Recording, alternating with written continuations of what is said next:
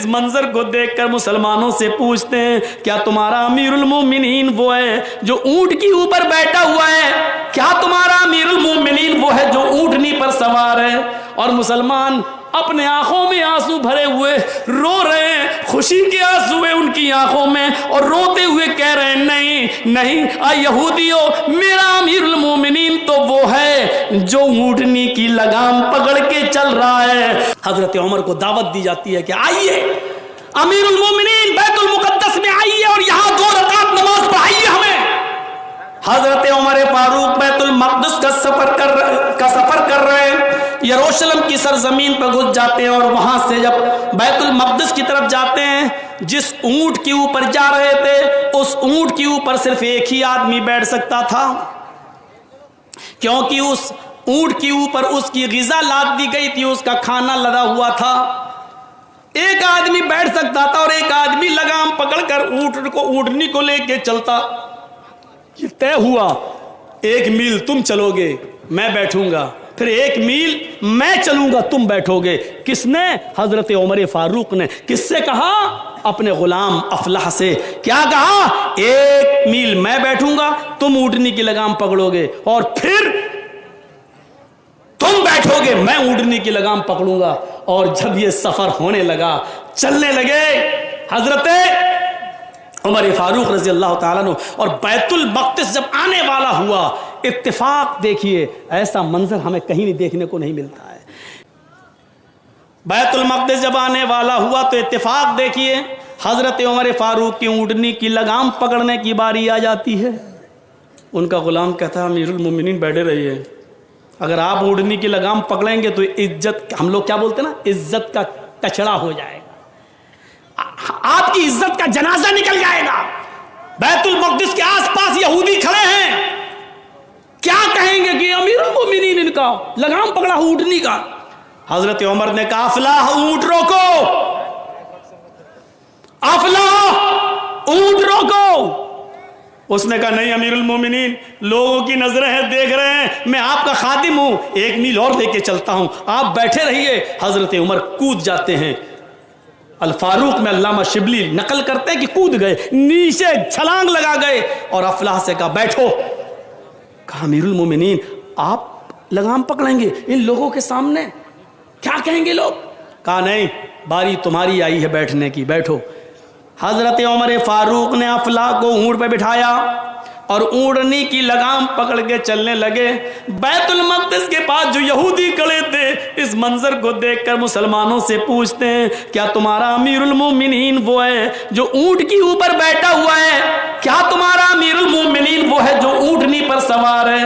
اور مسلمان اپنے آنکھوں میں آنسو بھرے ہوئے رو رہے ہیں، خوشی کے آنسو ہیں ان کی آنکھوں میں، اور روتے ہوئے کہہ رہے ہیں نہیں نہیں اے یہودیوں، میرا امیر المومنین تو وہ ہے جو اونٹنی کی لگام پکڑ کے چل رہا ہے، اور اس اونٹنی پر جو آدمی بیٹھا ہوا ہے وہ تو ان کا غلام ہے۔ اس نے اپنے غلام کو اس لیے بٹھا دیا ہے کیونکہ اس کے اونٹ پر بیٹھنے کی باری آ گئی تھی۔ امیر المومنین نے حق نہیں مارا ہے، اس کو اس کے اونٹ پر بٹھایا ہے اور خود اپنی باری پر لگام پکڑ کے چلنے لگے۔ کچھ زبانیں ایسی تھیں، حضرت عمر فاروق کے اس انصاف کو دیکھ کر، اس مساوات کو دیکھ کر کہ غلام میں اور امیر میں کوئی فرق نہیں، اس کو دیکھ کر کچھ یہودی کچھ مجوسی ایسے تھے کہ حضرت عمر فاروق کو دور سے دیکھ کر کلمہ پڑھ رہے تھے، اشہد ان لا الہ الا اللہ و اشہد ان محمدن عبدہ ورسولہ۔ میرے پیارے ساتھیو، اسلام اپنی اسی اعلیٰ شکشا اور اعلیٰ تعلیم کی بنیاد پر پھیلا ہے۔ یہ اسلام سکھاتا ہے، یہ مساوات کا ایسا درس دیتا ہے جو آپ کو کہیں دیکھنے کو نہیں ملے گا۔ آج آپ دیکھ لو یورپ کے اندر، یورپ کی سرزمین پر جا کر دیکھ لو، صرف سفید فام انسان ہی حکومت کر سکتا ہے، اسی کو سرکاری نوکری مل سکتی ہے، سیاہ فام کو نہیں۔ آج بھی گوروں کی حکومت چلے گی، کالوں کو نوکری سے ونچت کیا گیا ہے، ان کو سرکار میں کوئی حصہ نہیں ملے گا۔ آج بھی یورپ اس کالے اور گورے کی جنگ میں پڑا ہوا ہے اور مرا جا رہا ہے۔ آج بھی سفید اور کالوں کے جھگڑے بڑے عام چل رہے ہیں، لیکن محمد رسول اللہ صلی اللہ علیہ وسلم نے جب حجۃ الوداع میں آخری خطبہ دیا تو اسی चीज को सबसे पहले मिटाया और फरमाया कुल्लुकुम बनी आदम व आदम मिन तुराब ला फज़्ल लिअरबिय्यिन अला अजमी वला लिअजमिय्यिन अला अरबी। आए लोगों, तुम सब आदम के बेटे हो, तुम सब आदम की औलाद हो और आदम मिट्टी से पैदा हुए थे, तुम सब मिट्टी से हो। कोई अरब के रहने वाले को किसी गैर अरब पर कोई फौकियत नहीं है और किसी भी अजम के रहने वाले को गैर अरब के रहने वाले को अरब के रहने वाले पर कोई श्रेष्ठता नहीं है। ये तुम सब बराबर हो इल्ला बित्तक़वा। तक़वे की बुनियाद पर कोई आदमी बड़ा हो सकता है, वो भी अल्लाह की नजर में, हमारी और आपकी नजर में नहीं। कहां थे तुम अभी तक? आओगे डिस्टर्ब करोगे सबको। अब हम खत्म करने वाले हैं तो तुम ये लगा रहे हो। लगाने दीजिए इनको, बस पैसा मिलना चाहिए यूट्यूब पे, इनका चैनल चलना चाहिए। अभी तक खाना खा रहा था पेट भर के, अब आया माइक लगा। लो सबके हटा दिए, ये लीजिए।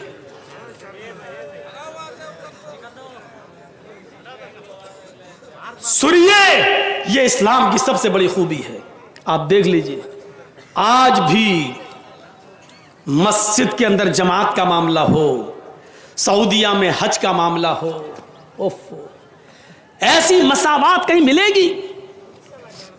कोई अमीर है तो कोई गरीब है, कोई इंडिया से गया तो कोई पाकिस्तान से गया, कोई मिस्र से आया तो कोई सूडान से आया, कोई अफ्रीका से आया तो कोई बांग्लादेश से गया, कोई लंबा है तो कोई छोटा है, एक ही मैदान में जमा है। अराफात का मैदान लबालब भरा है और सबके मुंह से एक ही जुमला निकल रहा है, लब्बैक लब्बैक अल्लाहुम्मा लब्बैक ला शरीका लका लब्बैक। हाजिर हूं अय अल्लाह, मैं तेरे दरबार में हाजिर हूं। ऐसा लग रहा है जैसे कोई बहुत बड़ा पापी, बहुत बड़ा गुनाहगार, गवर्नमेंट ने जिसको मौका दिया हो कि 1 महीने का मौका दे रहा हूं, वो कोर्ट में आके अपने आप को सरेंडर कर दे, वरना 1 महीने में हाजिर ना हुआ तो उसको जहां दिखाई दे गोली से शूट कर दो, मार दो।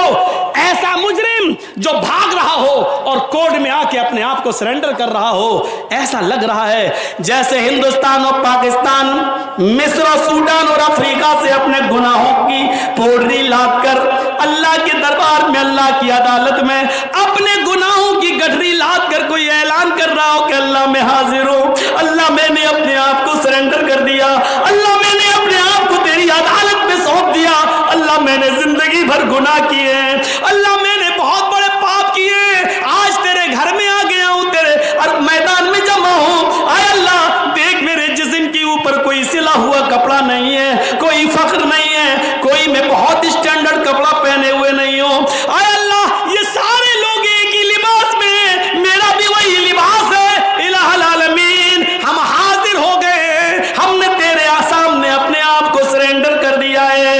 यहां सरेंडर करता है, यहां माफी मांग रहा है, यहां अपने आंखों के आंसुओं से अपने गुनाहों की स्याही को धुल रहा है, उधर से भी आवाज आती है, आए फरिश्तों गवाह रहना, मेरे बंदे ने अपने गुनाहों की पोटली मेरे सामने पटक दी है और हमको इसे इकरार कर लिया है कि हम अपने गुनाह मिटाने के लिए तुझसे तौबा और इस्तिगफार करने के लिए आए हैं। फरिश्तों गवाह रहना, मैंने अपने तमाम बंदों के गुनाहों को माफ कर दिया है, इनको आज ऐसा कर दिया है जैसे इनकी मां ने इन्हें आज ही अपनी पेट से जना है, अपने पेट से आज ही पैदा किया है। जैसे बच्चा गुनाहों से पाको साफ होता है, मैंने भी इनके गुनाहों को बख्श दिया है, पाको साफ कर दिया है इनको गुनाहों से। मेरे भाइयों, एक ही लिबास कैसा लगता है, मसावात का ऐसा दर्स कहीं आपको देखने को नहीं मिलेगा, किसी भी जगह नहीं मिलेगा। ये इस्लाम की सबसे बड़ी खूबी है कि उसने मसावात का दर्स दिया है। कोई भी हो, कुरान यहां तक कहता है ईमान वालों, ला यजरिमन्नकुम शनआन कौमिन अला अल्ला तादिलु अदिलु। हाय ईमान वालों, किसी कौम की दुश्मनी तुम्हें कहीं जुल्म करने पर मजबूर न कर दे, किसी भी हाल में जुल्म मत होने देना, बल्कि इंसाफ करना। कुरान ने अदल का हुक्म दिया, کوئی غیر مسلم کے ساتھ تمہارا معاملہ ہے ادھر بھی انصاف. اور دیکھا گیا قاضی شرح کی عدالت کے اندر جب حضرت علی کی ایک زرہ غائب ہو گئی, زرہ جو ہاتھ میں پہنی جاتی ہے اور تلوار چلائی جاتی ہے اس ہاتھ سے, اور جب کوئی کافر آپ کو تلوار مارتا ہے تو زرہ سے بچا لیا جاتا ہے, یا وہ تو ڈھال ہوتی ہے, زرہ جو ہے لوہے کی پہن لی جاتی ہے اپنے سینے پر تاکہ کوئی تیر نہ آئے. لوہے کی زرہ ایک یہودی کے پاس دیکھتے ہیں 6 مہینے کے بعد, تو حضرت علی نے کہا یہ زرہ میری ہے. کہا نہیں. یہودی نے کہا یہ زرہ میری ہے. حضرت علی نے کہا یہ دیکھو جھوٹ مت بولو, یہ زرہ میری ہے, میں پہچانتا ہوں. یہودی نے کہا یہ زرہ میری ہے, اگر آپ کہتے میری ہے تو جاؤ عدالت میں اپنا مقدمہ دائر کرو اور ثابت کرو کہ یہ زرہ تمہاری ہے. حضرت علی امیر المومنین ہیں لیکن اس کے باوجود یہودی سے زرہ نہیں لے پا رہے ہیں. قاضی شرح کی عدالت میں مقدمہ دائر کرتے ہیں کہ میری ایک زرہ ہے یہودی کے پاس. تاریخ دے کر یہودی کو طلب کیا گیا. حضرت عمر بھی اس تاریخ پہ آئے. حضرت عمر فاروق سے پہلے یہودی کہنے لگا قاضی صاحب حضرت عمر نے, حضرت علی نے مقدمہ دائر کیا ہے میرے خلاف. قاضی شرح نے کہا اے یہودی خاموش رہو, تم مدعا علیہ ہو, مدعی نہیں. مدعی حضرت علی ہیں, پہلے ان کو بولنے کی اجازت دی جائے گی. حضرت علی نے کہا قاضی صاحب میری زرہ 6 مہینے پہلے گم ہو گئی تھی, 6 مہینے کے بعد یہ زرہ میں نے ایک یہودی کے ہاتھ میں دیکھی ہے, لہذا یہ زرہ میری ہے, مجھے دی جائے. کہا یہودی اب تو بول کیا بولتا اپنی صفائی میں. یہودی کہتا ہے قاضی صاحب حضرت علی غلط کہہ رہے ہیں, یہ زرہ تو کئی مہینوں سے کئی سالوں سے میرے پاس ہے اور اس زرہ کا مالک میں ہوں. قاضی صاحب کہتے ہیں حضرت علی کو سچا مانتے ہیں, امیر المومنین مان رہے ہیں, لیکن اصول ہوتا ہے, ضابطہ ہوتا ہے. فیصلہ سنانے والے کو بہت ہی ہوشیاری سے فیصلہ سنانا ہے. قاضی صاحب نے کہا علی اگر آپ کی زرہ ہے تو اپنے لیے گواہ پیش کرو جو یہ گواہی دے کہ یہ زرہ آپ کی ہے. حضرت علی نے اپنے بیٹے کو پیش کیا, اے حسین یہ حسن گواہی دو, بتاؤ یہ زرہ کس کی ہے. حضرت حسن کٹ گھرے میں کھڑے ہوتے ہیں اور کہتے ہیں قاضی صاحب یہ زرہ میرے باپ کی ہے, دروازے پہ رکھی تھی, گھر کے اندر چلے گئے, تھوڑی دیر کے بعد لوٹ کے آئے تو زرہ غائب. یہی زرہ ہے جو اس یہودی کے پاس ہے اور میں گواہی دیتا ہوں کہ یہ میرے باپ حضرت علی کی زرہ ہے. حضرت حسن کی شہادت پر قاضی صاحب ایکشن لیتے ہیں. قاضی شرح کا جواب دیکھیے, اے علی امیر المومنین آپ کو معلوم ہونا چاہیے کہ حسن آپ کے بیٹے ہیں اور شریعت یہ کہتی ہے کہ باپ کے حق میں بیٹے کی گواہی معتبر نہیں ہے, کیونکہ بیٹا اکثر اپنے باپ ہی کے فیور میں بولتا ہے, اسی کی طرفداری میں بولتا ہے. مجھے افسوس ہے کہ میں تمہارے بیٹے کی گواہی منظور نہیں کر سکتا. شریعت کے مطابق باپ کے حق میں بیٹے کی گواہی کا کوئی اعتبار نہیں ہے, واپس کرو, کوئی دوسرا گواہ لاؤ. حضرت علی نے دوسرا گواہ اپنا غلام پیش کر دیا. غلام نے کہا یہ زرہ میرے مالک علی کی ہے, میں نے انہی کے پاس دیکھی ہے, دروازے کے باہر رکھی تھی, اندر سے آئے تو دیکھا غائب. 6 مہینے کے بعد یہ زرہ اس یہودی کے پاس دکھی, یہودی بے ایمانی کر رہا ہے, دے نہیں رہا ہے.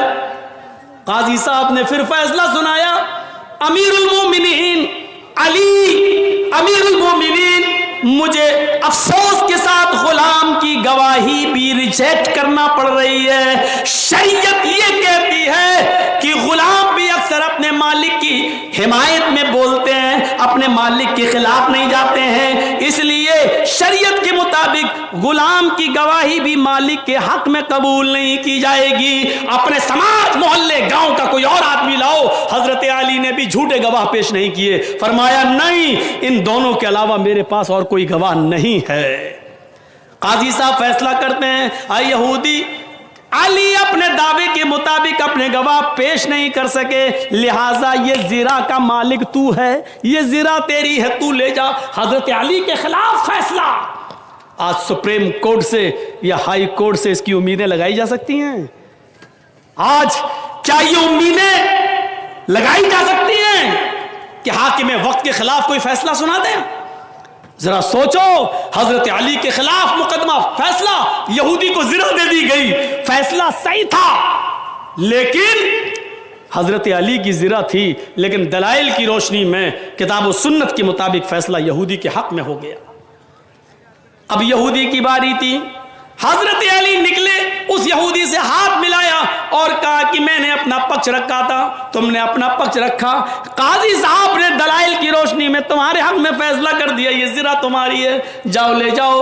وہ یہودی وہیں چیختا اور کہتا ہے نہیں امیر المومنین، نہیں، قاضی صاحب نے جو فیصلہ سنایا ہے وہ ہمیں صحیح لگا ہے، اور یہ دیکھنا تھا مجھے کہ امیر المومنین کا کوئی پریشر تو نہیں ہوتا، امیر المومنین کا کوئی دباؤ تو نہیں ہوتا، امیر المومنین کا کوئی خوف تو قاضی صاحب کے چہرے پر دکھائی نہیں دیتا، لیکن قاضی صاحب کو کوئی پریشر نہیں تھا، کوئی دباؤ نہیں تھا۔ آج اس فیصلے نے میرا سینہ چوڑا کر دیا اور میرے لیے اسلام، میرے دل کو اسلام کے لیے اور کشادہ کر دیا۔ اے قاضی صاحب، آپ نے جو بھی فیصلہ سنایا وہ سچا ہو یا غلط میں نہیں جانتا، لیکن حقیقت یہ ہے کہ زرہ کے مالک حضرت علی ہی ہے۔ میں تو دیکھنا چاہتا تھا کہ یہ جھوٹے گواہ تو عدالت میں پیش نہیں کرتے ہیں، انہوں نے نہیں کیا ہے، اب میں ان کو ان کی زرہ لوٹا رہا ہوں۔ اور اسی جگہ پر تاریخ خطیب کے اندر خطیب بغدادی لکھتے ہیں کہ اسی جگہ پر اس یہودی نے کلمہ بھی پڑھ لیا، اشہد ان لا الہ الا اللہ و اشہد ان محمدن عبدہ و رسولہ۔ یہ مساوات کا درس کوئی کسی کے خلاف نہیں، یہ درس اگر کہیں ملتا ہے تو اسلام دیتا ہے۔ ملک شام کے اندر عمر ابن عاص کے بیٹے نے ایک یہودی بچے کو کوڑا مار دیا، صرف اس لیے کہ گھڑ دوڑ میں وہ یہودی بچہ آگے نکل گیا۔ اس بچے نے کہا کہ میں امیر المومنین سے، میں عمر ابن عاص سے میں شکایت کروں گا۔ بیٹا بولتا ہے جاؤ جس سے شکایت کرنا چاہو کر دو، عمر ابن عاص میرے باپ ہیں، وہ خلیفہ ہیں، یہاں کے گورنر ہیں، اور میرا کوئی کچھ نہیں کر سکتا۔ وہ یہودی بچہ خاموش ہو گیا، جب یہ گورنر کا بیٹا ہے تو میرا کیا ہوگا۔ کچھ دنوں کے بعد حضرت عمر ملک شام گئے اور لوگوں کی ایک میٹنگ لیتے ہیں، کیا عمر ابن عاص نے صحیح کام کیا ہے، تم بتاؤ کوئی شکایت ہو؟ کسی نے کوئی شکایت نہیں کی۔ چھوٹا سا بچہ اٹھتا ہے، کہتا امیر المومنین مجھے شکایت ہے۔ کہا کس بات کی؟ ادھر آؤ بیٹا۔ یہودی بچہ 11-12 سال کی عمر، وہ بچہ آگے آتا ہے، حضرت عمر اس کو اپنے پاس بٹھاتے ہیں، کیا ہوا تمہارے ساتھ؟ کہا عمر ابن عاص کے بیٹے نے میرے ساتھ گھوڑا دوڑایا کہ دیکھو کون آگے نکلتا ہے، میرا گھوڑا آگے نکل گیا، خفا ہو گیا، اور وہ آیا اور اس نے میرے چہرے پر ایک تھپڑ مار دیا۔ میں نے جب شکایت کی بات کی تو کہنے لگا کہ میرے باپ تو گورنر ہیں، میرا کچھ نہیں ہوگا، میں خاموش ہو گیا۔ حضرت عمر فاروق نے عمر ابن عاص کی طرف دیکھا، عمر ابن عاص نے آواز دے کر اپنے بیٹے کو بلایا، آمنا سامنا ہوا، بیٹے نے اپنا جرم قبول کر لیا۔ حضرت عمر فاروق نے پھر اس بچے کے ہاتھ میں کوڑا دیا اور کہا کہ جتنی زور سے اس نے تجھے تھپڑ یا کوڑا مارا ہے تو بھی بدلہ لے لے۔ اس نے بدلہ لے لیا۔ حضرت عمر یہیں پر خاموش نہیں رہے، اس کے آگے علامہ احسان الہی ظہیر نے کہا ہے کہ اس کے بعد عمر ابن عاص کو بلایا، ادھر آؤ، کھڑے ہو جاؤ۔ عمر ابن عاص کھڑے ہو گئے، جلاد کو حکم دیا کہ ایک کوڑا عمر ابن عاص کی پیٹھ پر بھی مارو۔ عمر ابن عاص نے کہا میرا کیا جرم ہے؟ کہا پہلے کوڑا کھاؤ۔ جب کوڑا کھا لیا تو بتایا اے عمر ابن عاص، یہ کوڑا تمہیں اس لیے مارا جا رہا ہے کیونکہ تم نے اپنے بیٹے کو صحیح تربیت نہیں دی، تم نے اپنے بیٹے کو صحیح تعلیم نہیں دی۔ اگر صحیح تعلیم دی ہوتی تو تمہارا بیٹا اس یہودی بچے سے یہ نہ کہتا کہ میرا باپ گورنر ہے، میرا کوئی کچھ نہیں کر سکتا۔ تمہیں نہیں معلوم کہ اسلام لانے کے بعد کوئی چھوٹا اور بڑا نہیں ہے، عدل کا تقاضا یہ ہے کہ تمہیں بھی کوڑا مارا جائے، کیونکہ تمہارے بیٹے کو یہ جرت کیسے ہوئی یہ کہنے کی کہ میں گورنر کا بیٹا ہوں۔ یہ کوڑا تمہیں یاد رکھے گا اور ہمیشہ اپنے بیٹے کو اب صحیح تربیت تم دو گے۔ میرے پیارے ساتھیوں، یہ مساوات کا ایسا درس اسلام دیتا ہے جو دنیا کی کسی تاریخ میں نہیں ملتا ہے، کسی تاریخ میں نہیں۔ आज एक एक रुपए के साथ और करोड़ों रुपयों के साथ क्या मामला होता है। जरा तसव्वुर करो कि उमर इब्न अब्दुल अजीज की बीवी के पेट में बच्चा है, 4 दिन से भूखी है, खाना नहीं मिला। उन अपनी खादिमा से कहती ये तो कुछ देंगे नहीं, तुम बैतुल माल से थोड़ा दूध ले आओ। बैतुल माल के खाजिन ने जल्दी से थोड़ा दूध का प्याला दे दिया, क्योंकि खादिमा ने कहा था 4 दिन से कुछ नहीं खाया, अगर कुछ मिला नहीं तो बच्चा मर जाएगा, पेट में बच्चा कहीं मर न जाए। दूध का प्याला लेके आ रही है। उमर इब्न अब्दुल अजीज कुएं के पास बैठकर रात के अंधेरे में वुजू बना रहे हैं, तहज्जुद की नमाज की तैयारी कर रहे हैं। उन्होंने दरवाजे से आते हुए अपनी खादिमा को देखा जो ओढ़नी से कुछ छुपाए हुए है। उठते हैं और कहते हैं कि क्या है इसमें। उसने चादर हटाई, देखा दूध का प्याला। कहां से लाई हो? कहा साहब ये प्याला तो मुझे बैतुल माल से लाई हूं। कहा क्यों? कहा आपकी बीवी के पेट में बच्चा है, 4 दिन से कुछ नहीं खाया है। हकीम और तबीब ये कह रहे हैं कि माँ कुछ खाएगी तो बच्चे की जिंदगी बनेगी, बच्चे का गोश्त पोस्ट बनेगा। माँ जब भूखी रहेगी तो बच्चा मर जाएगा। खतरा है, आपकी अमानत आपकी बीवी के पेट में पल रही है, डर है कि कहीं बच्चा मर न जाए, इसलिए थोड़ा सा दूध पी लेने दीजिए। हजरत उमर इब्न अब्दुल अजीज वो दूध का प्याला छीन लेते हैं। बड़ी बड़ी बिल्डिंगों में दादे अश लेने वालों, गरीबों पर जुल्म करके उनकी ज़मीन और जायदाद को छपट कर कब्जा करने वालों, गरीबों का खून चूसने वालों, सूद ब्याज खाने वालों, गौर करो उमर इब्न अब्दुल अजीज ने एक प्याला दूध भी अपनी बीवी को नहीं पीने दिया, ले लिया। कहा मेरी बीवी ये एक प्याला दूध तमाम मुसलमानों की अमानत है, और जब तक मैं मीटिंग करके सारे मुसलमानों से इजाजत न ले लूं ये दूध का प्याला तुम्हें पीने को नहीं मिलेगा। बीवी कहती है अमीरुल मोमिनीन, मेरे प्यारे शौहर, हमको नहीं देखो, इस बच्चे को देख लो। अगर आपने ये दूध नहीं दिया, डर है बच्चे को कुछ नहीं मिला 4 दिन से, कहीं ऐसा ना हो कि पेट में मर जाए, आपकी अमानत है। उमर इब्न अब्दुल अजीज की आंखों में आंसू, दूध का प्याला देखते हैं और अपनी बीवी का पेट देखते हैं और फिर फैसला करते हैं, और जो जवाब देते हैं उस जवाब को सुनिए। क्या कहते हैं? मेरी प्यारी बीवी, तेरे पेट में मेरी जो अमानत पल रही है, तेरे पेट में मेरा जो बच्चा पल रहा है, अगर मुसलमानों की अमानत में खयानत करके एक प्याला दूध पीकर अगर इस बच्चे की ज़िंदगी बच रही है, तो अपने पेट के बच्चे से कह दो कि मुझे तेरी ज़िंदगी नहीं चाहिए, मुझे तेरी ज़िंदगी नहीं चाहिए। अगर ये मरता है तो मर जाने दो, हमें अपने बच्चे का मर जाना गवारा है, लेकिन अपने बच्चे के परवरिश की खातिर मुसलमानों की अमानत में खयानत करके उसको दूध पिलाना गवारा नहीं है। यहां से इस्लाम को पहचानने की कोशिश करो, यहां से उठो और देखो अल्लाह ने इस्लाम को सबसे बेहतर क्यों कहा। इन्ना दीन इंदल्लाहिल इस्लाम, अल्लाह ताला ने ये क्यों कहा? इस्लाम को छोड़कर कोई दूसरा दीन तलाश करोगे तो वो कबूल नहीं किया जाएगा। दुनिया के और मज़ाहिब की स्टडी करिए, उनमें या तो इफरात मिलेगा या तफरीत मिलेगी। किसी में बहुत ज़्यादा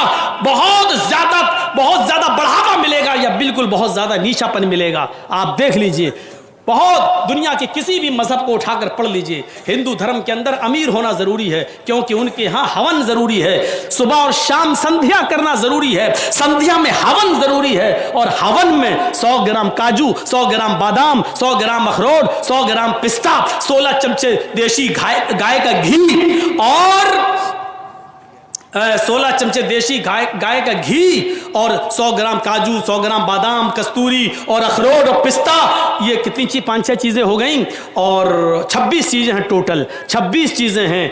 इतनी एक आग जलाकर सुबह उसमें हवन किया जाएगा, यानी आग जलाकर देशी घी के, गाय के देशी घी के चमचे 16 चमचे सुबह डाले जाएंगे और 16 चमचे शाम को आग में, और 100 ग्राम अखरोट, 100 ग्राम बादाम, 100 ग्राम काजू, 100 ग्राम पिस्ता, 100 ग्राम आपका ये मेवा और कस्तूरी सुबह और शाम। इसके अलावा कुल मिला के 26 चीज़ें, अगर 5 मैंने गिना दी तो 21 चीज़ें और हैं, 6 अगर हमने गिना दी तो 20 चीज़ें और हैं। ये 26 चीज़ें सुबह और 26 चीज़ें शाम को आग के हवाले करो। और आगे लिखा हुआ है अगर ये नहीं करोगे तो अधर्मी और पापी होकर मरोगे। और आगे लिखा हुआ ये अमीर को भी करना, गरीब को भी करना है। एक रिक्शा चलाने वाला 16 चमचे देशी घी कहाँ से लाए सुबह, और 16 चमचे देशी घी शाम को कहाँ से लाए? 100 ग्राम अखरोट, 100 ग्राम बादाम, 800 रुपए किलो बादाम मान लो तो 80 रुपए का बादाम, 800 रुपए किलो अखरोट मान लो तो 80 रुपए का अखरोट, 800 रुपए किलो अगर काजू मान लो तो 80 रुपए का काजू, और कस्तूरी 1 तोला 10 ग्राम, 10 ग्राम, 10 ग्राम कस्तूरी 1000, बहुत कम बता रहा हूं तो 1000, वरना ओरिजिनल कस्तूरी तो मिलेगी ही नहीं, और वह ओरिजिनल चाहिए सुबह और इतनी शाम को, और साफ लिखा अमीर भी करे गरीब भी करे, वरना धर्मी होकर मरोगे, पापी होकर मरोगे। मुझे बताओ कौन कर पाएगा ये? इसलिए इन सारी चीज़ों को छोड़कर एक नारियल का गोला ले लिया है हमारे हिंदू भाइयों ने, कहीं जाते उठा के फोड़ दे दो। नई गाड़ी ली, उसको चलाने से पहले नारियल फोड़ दिया, वो सबका हम वजन करके नारियल ले लिया, का बस ये इसमें काम चला रहे हैं, वरना यकीन मानिए सिर्फ नारियल नहीं है, इन 26 चीज़ों में नारियल भी शामिल है, लेकिन सबको अलग करके सिर्फ नारियल ले लिया गया है। तो हिंदू धर्म में अगर जिंदा रहना है तो अमीर बन जाओ, अगर अमीर होगे तो तुम इतनी पूजा कर सकते हो, वरना नहीं। और ईसाई धर्म का मुताला करो बाइबिल, तो उसमें लिखा हुआ है गरीब होना पड़ेगा। जीसस ने पितरस से कहा अल्लाह की राह में सारा माल लुटा दो। ईसा की नजर में पितरस वही हैसियत रखते हैं जो अल्लाह के रसूल की नजर में अबू बकर सिद्दीक। उठना बैठना पितरस का ईसा के साथ था। जीसस ने कहा, ईसा ने पितरस अल्लाह की राह में सारा माल लुटा दो। पितरस ने कहा बड़ी मेहनत से कमाया, सारा माल लुटा दो? अच्छा, आधा गरीबों में दे देता हूं, आधा अपने पास। तो ईसा अलैहिस्सलाम ने सुई निकाली, बाइबिल में लिखा है, एक सुई निकाली और सुई के सुराख को दिखाते हुए कहा पितरस इस सुई के सुराख को देखो। कहा इसमें से ऊंट को अगर दाखिल किया जाए तो हो जाएगा? पितरस ने कहा नहीं। कहा सुनो, अल्लाह की इस सुई के सुराख से ऊंट दाखिल हो जाए ये मुमकिन है, ऊंट चला जाए मुमकिन है, लेकिन कोई अमीर अल्लाह की जन्नत में दाखिल हो जाए ये मुमकिन नहीं है। यानी ऊंट सुई के सुराख से जाना आसान है, अल्लाह की जन्नत में किसी अमीर का जाना आसान नहीं, जब तक कि सब नहीं लुटाओगे। पितरस ने कहा अच्छा ठीक है, मुझे 2 दिन की मोहलत दीजिए। ईसा अलैहिस्सलाम ने 2 दिन की मोहलत दी। उसके बाद पितरस फिर लौट कर ईसा अलैहिस्सलाम के पास नहीं आया। यहां ईसा का मुकाबला देखो, पितरस 2 दिन के बाद नहीं आया, और गालिबन ग़ज़वा तबूक के मौके पर अल्लाह के रसूल ने जब सहाबा से कहा अपने अपने घर का माल लेकर आओ, तो सारे सहाबा माल ले आए। अल्लाह के नबी ने हजरत अबू बकर से पूछा घर में क्या छोड़ा? क्या कहते हैं सारा सामान उठा लाया। पूछा घर में क्या छोड़ा? तो क्या कहा अल्लाह और उसके रसूल की मोहब्बत घर में छोड़ के आए। ईसा का पितरस देखो, वो चला गया फिर लौट के नहीं आया, और यहां अल्लाह के नबी ने हुक्म दिया तो अबू बकर अपने घर का सारा सामान ले आए। मेरे भाइयों, हुक्म पर मर मिटने वाले जो मोहम्मद रसूलुल्लाह को मिले वो किसी और नबी को नहीं मिले। इस्लाम दीन मुअतदिल है। ये नमाज पढ़ने का हुक्म तो देता है, लेकिन 24 घंटे तस्बीह पढ़ते रहना और अपनी बीवी बच्चों के लिए बिल्कुल न कमाना और एक जगह खानकाह में बैठने की इजाजत नहीं देता है। ये इस्लाम है जो रोजा रखने का हुक्म तो देता है, लेकिन मुसलसल और रेगुलर रोजा रखने से मना करता है, ताकि तुम्हारी तंदुरुस्ती खराब ना हो जाए।